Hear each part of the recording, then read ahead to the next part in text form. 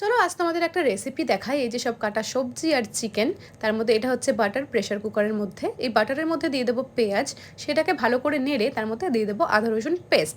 তারপরে ওটাকে একটু ভালো করে নেড়ে দিয়ে দেবো মাংসগুলো, যেগুলো আমি ছোটো ছোটো করে কেটে রেখেছি। তারপর সেটাকে একটু নেড়ে তার মধ্যে ফেলে দেবো এক ফালি এলাচ।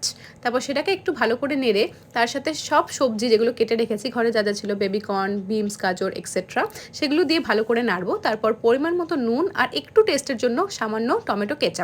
তারপরে আমি দিয়ে দিচ্ছি গোলমরিচ, যেটা হচ্ছে এই স্যুপের আমার মনে হয় এটা মেন ইনগ্রেডিয়েন্ট। এটা তোমরা একটু স্বাদ মতো দিও, কেন এতেই ঝালটা হয়।